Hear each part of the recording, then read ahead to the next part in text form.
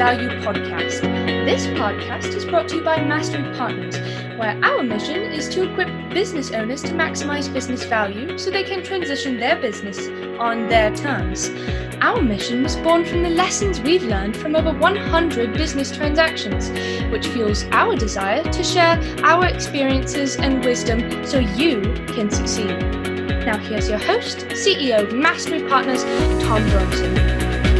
Hi, this is Tom Bronson, and welcome to Maximize Business Value, a podcast for business owners who are passionate about building long-term sustainable value in their businesses.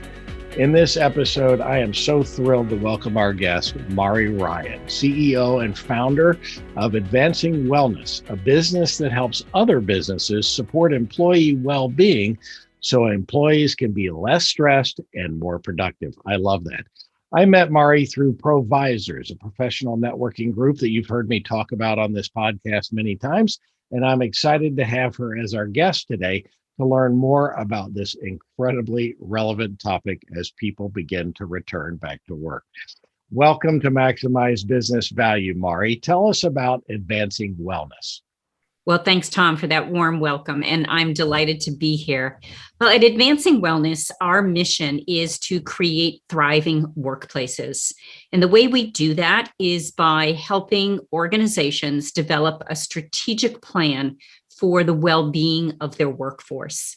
And that consists of a variety of different approaches to be able to help them really think through all of the elements that impact an employee's well-being in the workplace and help them find ways to create that ideal workplace where when people come to work, they're showing up to be productive, engaged, and really feel part of whatever the work is that they're doing in that organization.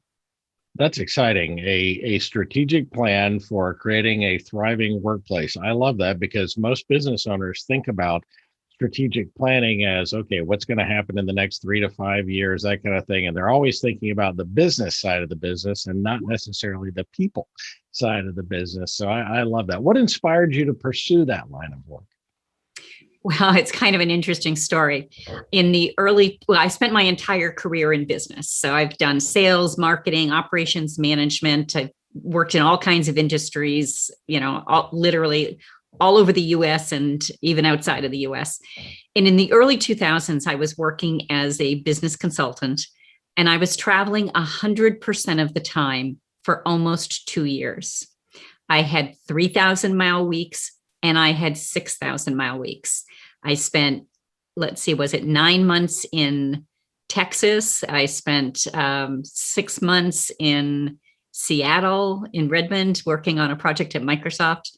And I get home at the end of that nearly 2 years, and I said, this life sucks. This is not what I want to do with my life. There's got to be more to this than living on the road every day. And so I hired a coach to work with, and it took me a couple of years to figure it out. And I knew I wanted to do something that was going to impact people's lives, that was going to be meaningful for people in a way that was really going to be significant. And I found Worksite Wellness, which is, we called it wellness back then.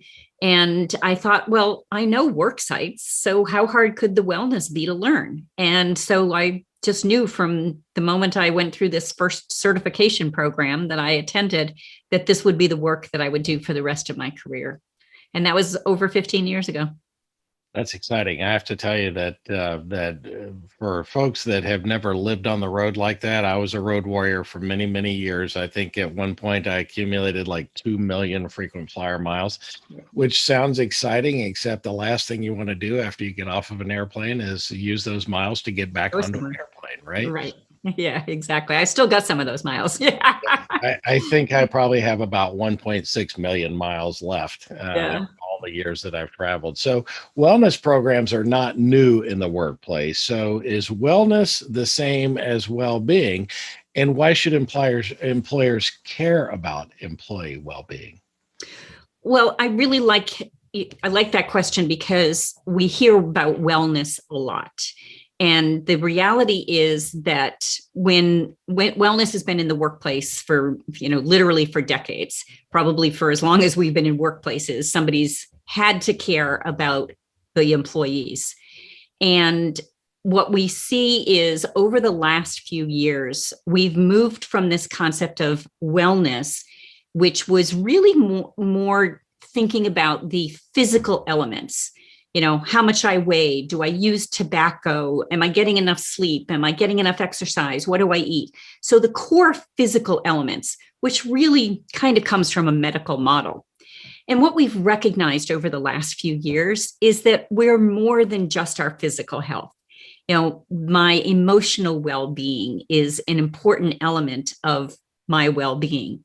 And things like financial well-being are really important. We also think about this from the perspective of connection and community.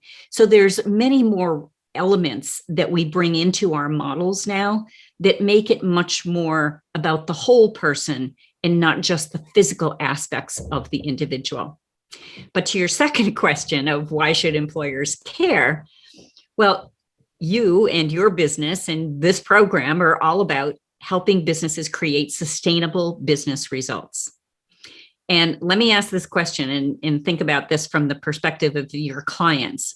Can any of your clients achieve sustainable business results without their people? Let me think about that for a moment. Go ahead, take time. It's okay. Yeah, of course not. Of course not. In fact, if you survey business owners and you ask them what's their most valuable asset, they almost always say their people. Do they really mean that? Is a good question.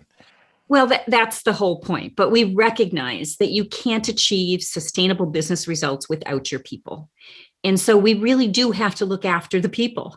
And that's really the concept of what we're doing with well-being is we're looking at all of the elements in the workplace that influence the well-being of the people. Such an interesting thing, because you're right. As I have thought about, as you've responded to that question, most people think about wellness in the workplace as being all those physical things, but it's so much more than that to make people more productive. So speaking of that, is there a link between employee well-being and employee engagement and productivity? Oh, absolutely. Well, you think about this from the perspective of if somebody comes to work and, with everything we've been dealing with the pandemic and the elements of the economic impact as a result of that. So let's take the scenario of an employee who comes to work who's got a partner or a spouse who's lost their job. So now there's going to be this financial pressure that exists within the workplace, within that person and within that person's life. They bring that to the workplace. They don't just leave that at the door, nor do they leave at the door the teenage, the fight that they had with their teenager as they drop them off at school or any of that kind of stuff.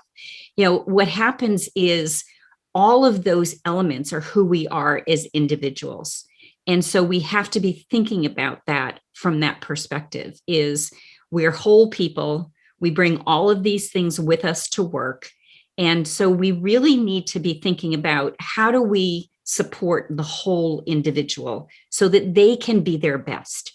Because if that person's distracted about worrying about the teenager or worrying about, how they're going to pay their mortgage, they're not going to be focused on the work they're doing. They're going to be focused on those problems.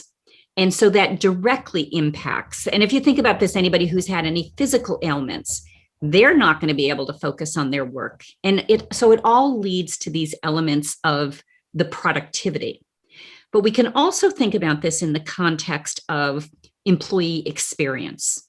So if you think about well-being as kind of the base of a pyramid, and we have culture in the workplace that kind of lays on top of that, because we know culture really has a lot to do with what it's like to work in any organization. And culture, in turn, drives the employee experience. So what is it like to work there? Do I feel like this is a place where people care for me? Am I supported? Do I have the kinds of flexibility I need for my life? Am I getting, do I feel like I have a growth path? How am I being sustained as a career professional? So that's all the elements of the employee experience, which drives the employee engagement and the productivity. And we know that employee engagement and productivity drives that sustainable business results that every business owner is seeking. I'm trying to think now that brings up a point that someone just raised to me the other day, that some astronomical percentage of employees are not fully engaged at work. I mean, I want to say that the number of fully engaged, or the percentage of fully engaged employees, is way down in the teens or something like that.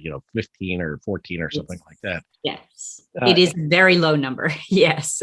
And when you have disengaged employees, then naturally productivity goes down, right? As somebody who is operating in what I call the zone, right, or at peak state, as Tony Robbins would say, then those people are able to work in a more sustained way and focus on their work and do better work. And so what you're talking about here really is, while it serves the employee, it really does serve the business on the other side, right? Exactly.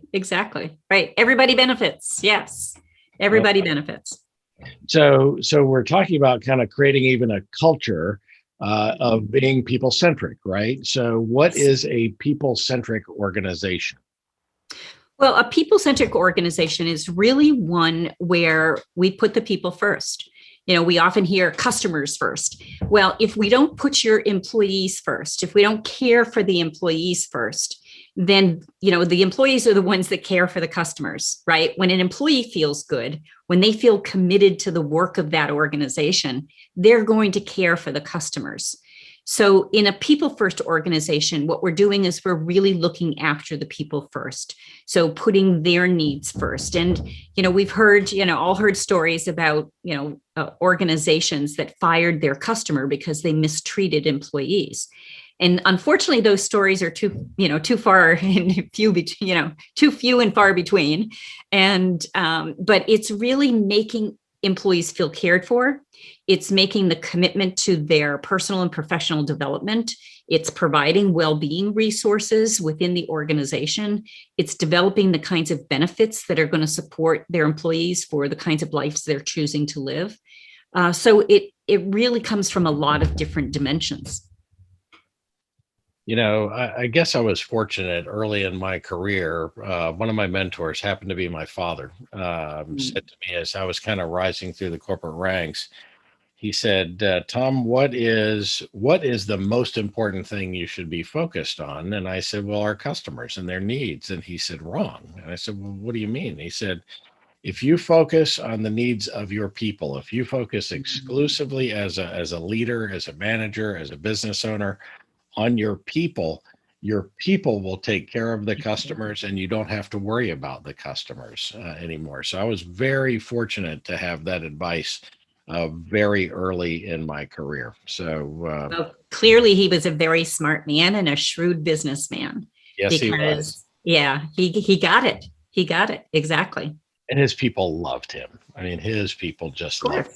So because he just took care of the people. So what are the characteristics? You talk about creating a thriving workplace, a thriving organization. What are some of the characteristics of a thriving organization? There are a number of different dimensions that support well-being in an organization. So when we think about these, if all of these elements are in place, then the organization will be thriving. So the first would be culture. And we mentioned culture a little bit already, but culture is so important because culture is the norms, the values that drive the behaviors. It's the assumptions, it's the stories, the rituals that drive all the behaviors in an organization. So culture is a really important piece. We also need to have, from a perspective of job design, I'll use a broad category of job design, meaning that the work that people are doing is designed for the people. So we need to make sure that people have a living wage, that they're not being given unrealistic expectations in terms of how their time is scheduled. So some of those processes around how the work is actually done. One of the things in a lot of research, you may have read the book by Daniel Pink called Drive, of what, the subtitle on that is what motivates people. And that may not be the exact subtitle, but it's something like that. And the concept behind that is that people want autonomy, purpose, and to motivate them. So if people have work that is not giving them autonomy. And not everybody is going to have autonomy in their job. The factory worker who's working a machine and creating the widget, there's a way to do that, and a proper way to do that. They're not necessarily going to have a lot of autonomy within the structure of their job, but maybe there's some ways to build autonomy around that so that they feel that they have some control. Job control, this whole concept of job control, is really one that people forget to think about these kinds of things when they're thinking about how that influences the role and the way that people function in their jobs. So that whole category of sort of the job control and process thing is second. There's another one, which is the environment. So the environment, the physical environment in the workplace is a clear driver of well-being. And this is a place employers are spending a lot of time thinking about right now, because we haven't been in the physical workplaces in mass for a long time. Clearly some industries have stayed in the workplace, but many have not. They've sent their people home. People are working from anywhere. But to get them to come back to the office, people need to feel safe. They need to know that the organization has done the things that are going to make it a safe environment. And there's a whole bunch of requirements for that. The way that air is exchanged and the ventilation and, still keeping distance. And again, we're going to have some behaviors we're going to need. But that whole physical workplace can actually support well-being or diminish well-being. And then the last category is around what we might call management systems. And these are the ways in which employees are recognized and celebrated, the reward systems, all of those things that help people really feel like they're cared for. And a lot of those pieces, we hear a lot about employee, reward systems and recognition approaches. And I'm always big on celebrations, but I think, finding ways to celebrate people and celebrate accomplishments within the organization are important as well. So those are the 4 dimensions that I like to think about that really foster well-being and create thriving workplaces. So let me react to a couple of those. The first one, that culture, the whole issue around culture, for many business owners, they think that, or they feel like culture is sort of that event, that celebration event that you have, twice a year or whatever. But culture, to me, is what happens when you're not there, right? And how the real unspoken and the spoken rules of how things happen in the business. I always say that, because I've been the CEO of so many different companies, frequent listeners know that I've bought and sold 100 businesses in my career. And sitting in that CEO seat, when someone asks me, what is the most important role of a CEO? And I say it's the keeper of the company culture. Right. That because culture really gets driven from the top. It's almost impossible for a culture to be driven from the bottom, right? And although the people will do things and find ways to drive their own type of culture, especially if it's a toxic culture that you're in. But to me, the most important role is being the keeper of the culture and making sure that you have a great environment for that folks want to work in. The second thing is the whole issue of job control. I do a lot of public speaking, and one of the topics that I'm frequently asked to talk about is creating a culture of innovation. And when employees, you mentioned this whole job design. I'd not heard that term, job design. I like that. I'm going to start using that.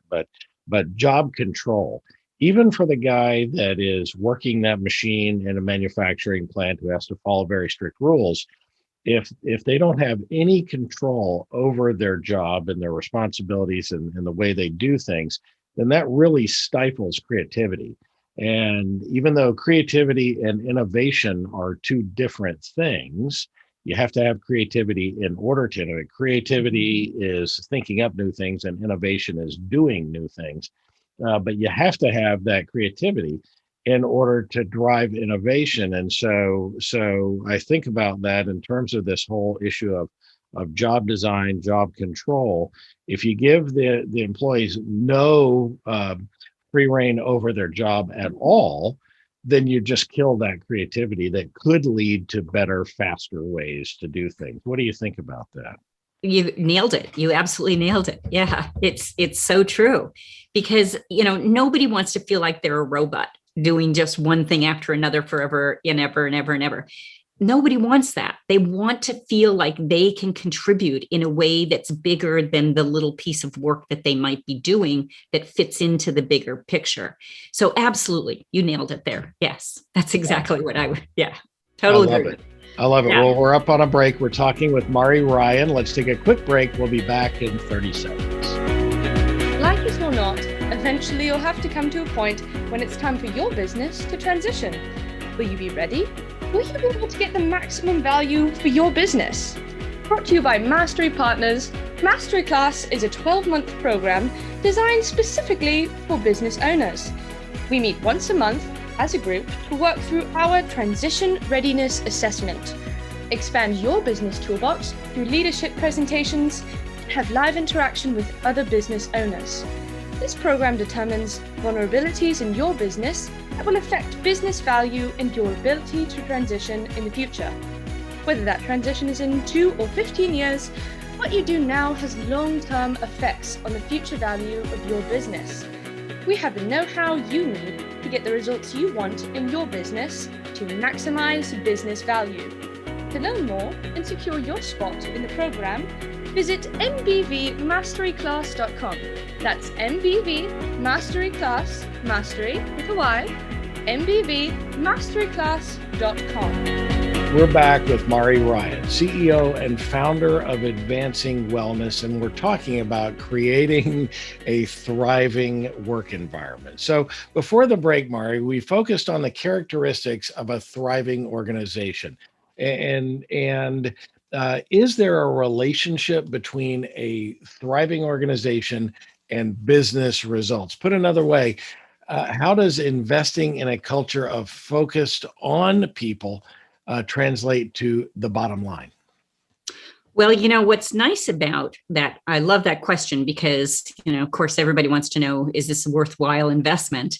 And the answer is it is. And there's 4 different research studies that have been conducted. And these were done with organizations where they could measure an element of the culture of health, let's call it, within the workplace. And oftentimes these organizations were award winners, or they completed some kind of a survey that gave them a ranking or a benchmarking against other organizations. And in every one of those studies, the companies were public companies, so they could be compared and benchmarked against the Standard & Poor's 500 as the benchmark. And every one of those studies showed that those companies that invested in a culture of health and well-being outperformed the benchmark of the S&P 500. So it's not just one study that says this. There's 4 separate studies that say this. And I think it's, in certain, certainly, from the wisdom that your father shared with you early in your career, we get that if we invest in our people, if we take care of our people, then they are going to take care of the business. And from that, we know that we're going to be successful. Sure, we're going to have ups and downs, and there's going to be these environmental and economic things that are going to be, out of the ordinary that we have to deal with. But if we can really invest in our people and show we care about our people, that comes back to us through the sustained business results that we can achieve. So this is something, investing in this type of thing can actually give a good return on investment. And I'm a big fan of with our clients, I always say, we don't spend money on anything, we invest in everything. And you should be able to articulate the return on investment. And so in this case, what I'm hearing, and I think is true, is that by making an investment here, you can actually measure the results so that you know how you're getting a return on that investment. And I love that. I think that every business owner should think more in terms of return on investment. And I love the fact that you brought that up, and that it is a worthwhile investment. It's funny, as I think back to some of my businesses, employees like to feel like that they're doing worthwhile work. And of course, Mhm. we as owners need to make worthwhile investments.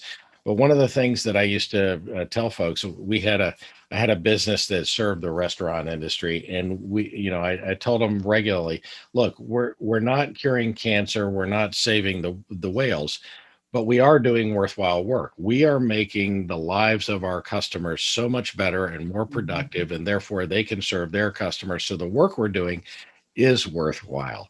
And so I think that all of this ties together. That employees that feel like they're doing worthwhile work and they're in the right frame of mind, then can be more productive, and it can translate to a great bottom line. So you work a lot with Fortune 500 companies or Fortune 1000 companies. And let's kind of bring this down to the level of a small business owner. Perhaps many of our listeners are small businesses. They have 5 or 20 employees and whatever. So what can they as leaders and managers do to support employee well-being? Well, I think it starts with just the attitude and approach that managers and leaders take in the organization. And that is just caring about their people, as we've talked about already. And that comes from, especially now when people are going through a lot of difficult things in the last year. It's been, our world's been turned upside down. So having empathy and compassion, being a good listener, and really trying to understand what's going on for those individuals. When we care enough and show we care enough to really listen and really understand what's going on in someone's life, that goes a long way. And all that's free. It doesn't cost any money to do that. It just takes time. And that's one of the things that we have to remember is that we have to invest, whether it's time or money, we have to invest. And even just investing time is an important element of this. And right now, it's also really important to be particularly aware of the mental well-being of employees. It's people are stressed, people are burnt out. For those working from home, there's little divide between work and home. We don't have that natural commute that separated the two. Those kinds of things are missing for many people. So we need to have an awareness about where people are from a mental well-being perspective. You bring this up. I was going to ask this question in a couple of minutes, but you bring this up, especially at this time of year. The pandemic has had a profound impact on the workplace, on every workplace. So how have those changes impacted employee well-being? Well, I think if we think generally from the results of what's happened in the last year, we've come to recognize that there's nothing more important than our health. And, foundationally, we get that if we don't have this first, we don't have anything else. And we are seeing that there has been profound changes to the way that we work. People are not in the normal settings that they're used to working in. So if we take the group of people that are in the office and haven't left the office, they're having to deal with the stress, perhaps, of being in a workplace where there's potential exposure, where there have to be different safety considerations. So there's stress for those people. And they may at the same time be dealing with issues at home. We've seen a huge impact on families as a result of the pandemic. All the chaos that's ensued as a result of kids not being in school and doing learning from home and all of those kinds of things has really wreaked havoc with families. And that translates to what happens in the workplace. So, we see, many more employers really focused on family-friendly benefits, offering more flexibility. Flexibility is going to be such a key going forward for the workplace of the future. Employees are going to demand this. And they will do that they will do that with their feet, right? If they aren't going to have the kind of flexibility they need to live the life that they want, they're going to find another job. I heard a statistic this week that said as many as 40% of employees may be looking for new work because they've gotten into this situation of working from anywhere. They gave up the commute that was debilitating to their health or impacted their well-being. And now they've said, I like this. I like it here. I want to keep doing this. So they're going to start to demand this, and employers are going to have to respond. They're going to have to be putting in these considerations for flexible workplaces and the work from anywhere, and rethinking how they manage the workforce, and that whole mindset that goes to, well, if I don't see you, you must not be working. And we work 9 to 5 here, as opposed to, managing by objectives and managing by KPIs or OKRs, or, managing to a result, not managing to a person sitting in a chair. I think one of the things that's happened during COVID is it's proved that so many businesses that really thought that they couldn't have a remote workforce have Right. started to realize that, oh my goodness, we can have a remote workforce. I think there's going to Right. be a major impact on the office space real estate market coming up. Certainly some has already happened. But so when you're managing people remotely versus face to face, look, I'm a face to face kind of person. I like to sit face to face with people. I like to talk with them. I'm a hugger. I touch people. We're beings that are made for that. So, are there differences between how a manager should be, things that they should be thinking about when they're managing a remote workforce versus a face to face workforce? Yeah, absolutely. This is, and this is where, managing to performance and to objectives, as opposed to managing to availability and time. So, thinking about, as long as I get my job done, does it matter which 8 or however many hours a day I work? If it works best for me, if I'm a night person and it works best for me to work, late at night into the morning, then that should be good for me, as long as I get my job done. I think the big thing that managers and leaders are struggling with is recognizing that it's not, the old, remember the managing by walking around? You probably did this, right? Oh Yeah. yes, many, many years How ago. many times, right? And I can absolutely remember when I used to commute from Boston to a corporate headquarter office in on the New York, Connecticut border. And because I was, working away from home, I'd hang out in the office till 6:30, 7 o'clock at night. And I can always remember the president of the organization, like doing this, like the before he goes home tour, and just see who's here. And, it's so interesting, but we can't do that anymore.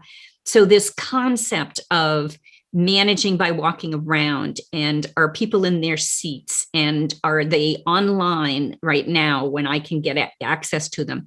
That's all going to have to change. But I think the bigger mindset that is going to have to change, is part of this, is that leaders are going to have to do this as well.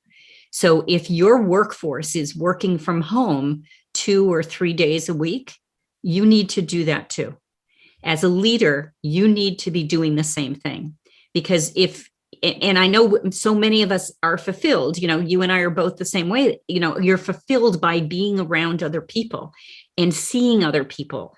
And if that's your leadership style, you're going to need to rethink that, because you should be doing exactly the same thing that your employees are doing.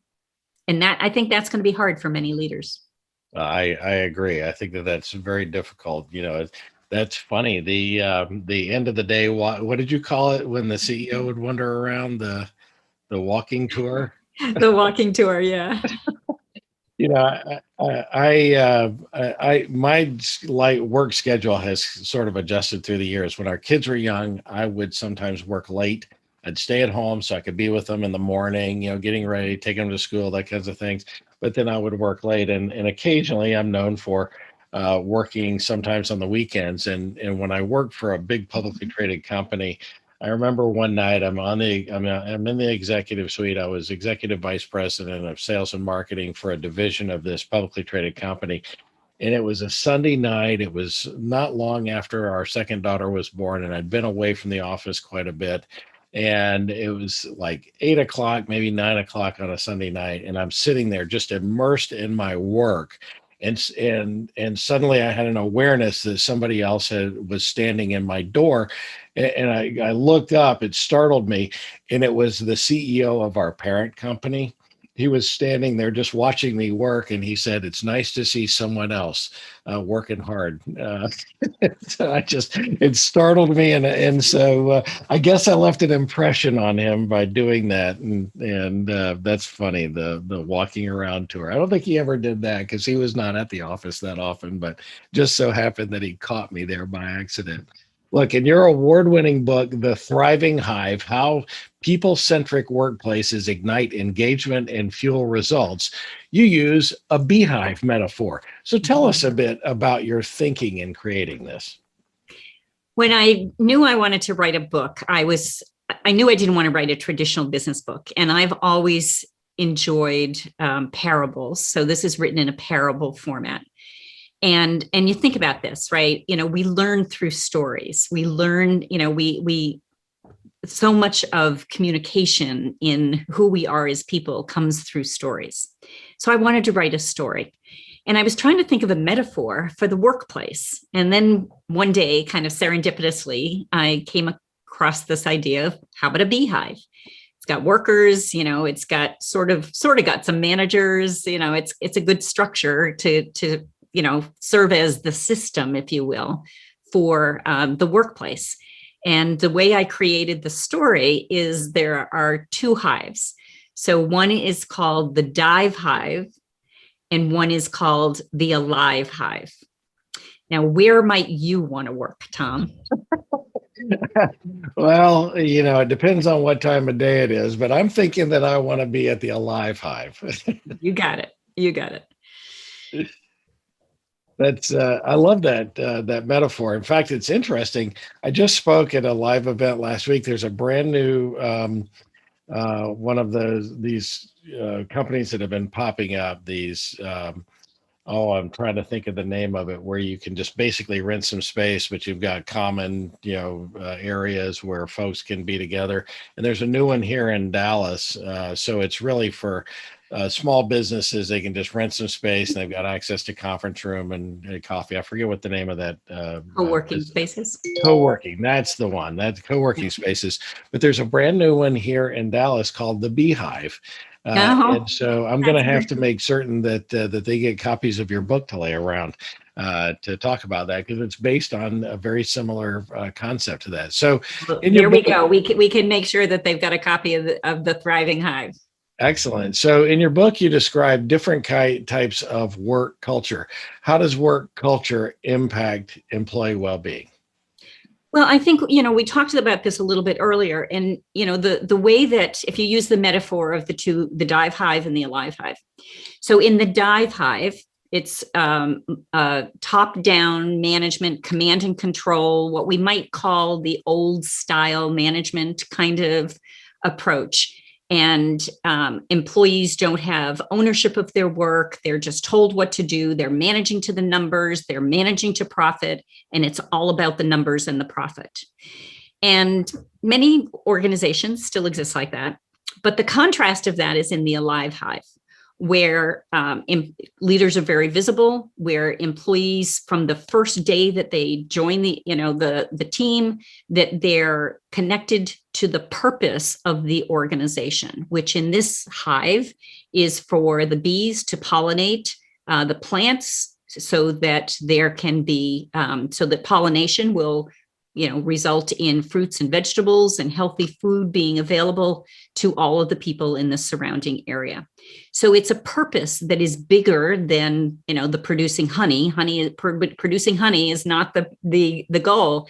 It is to, this bigger purpose in the world. And by thinking about how people can be connected to that purpose, that comes through in the way that the organization's managed, through, purpose, through values, through the communication around how those values translate into the behavior, the norms, the assumptions that make up the culture in the organization. And in the Dive Hive, that's all missing, right? There is no connection to that. It's all about purpose. It's all about profit. That's the goal. And so what we really try to do is show that you can create this much more meaning for the people, which will engage them, give them a better experience, and drive to a better result. Well, I'm very allergic to bee stings, in fact, even as many times as we said bees and beehives here on this, I'm actually starting to get a rash. That's how allergic if I walk by a bee, I typically break out, right? But this type of thing, I love the metaphor.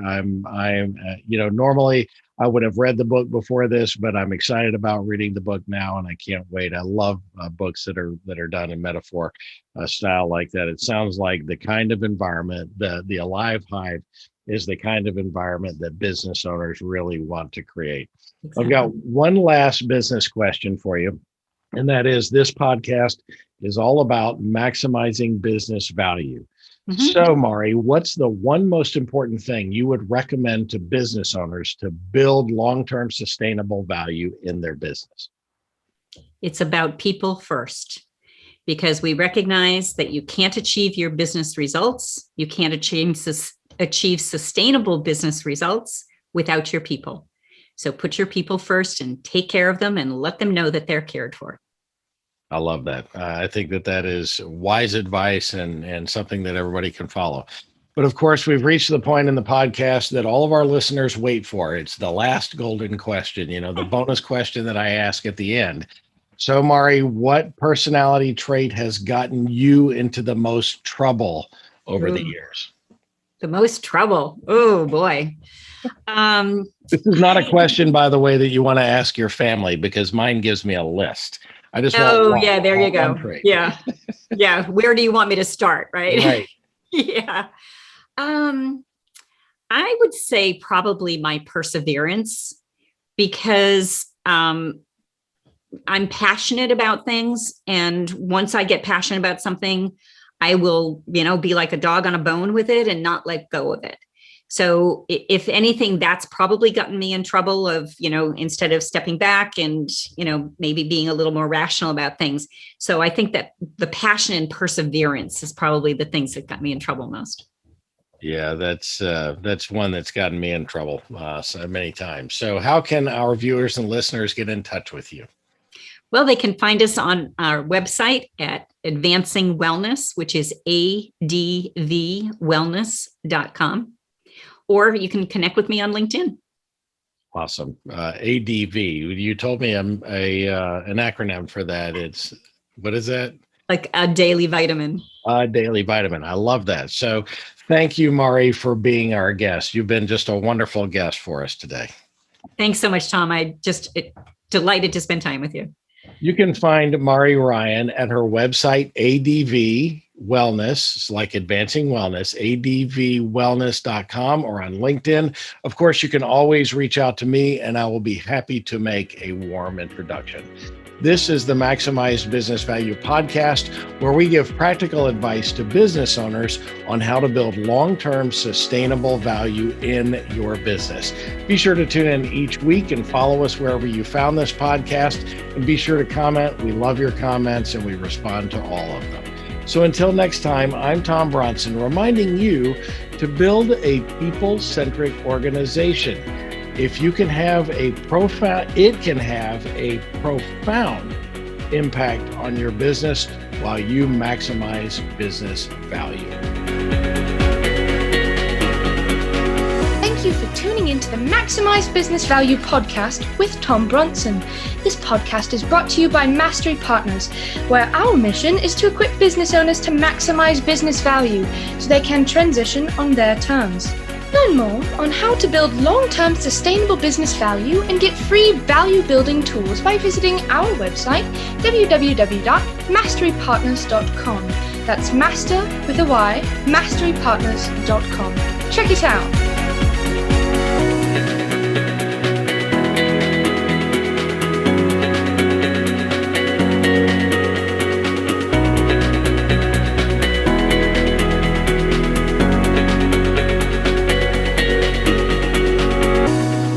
That was perfect. I wouldn't make any changes on that.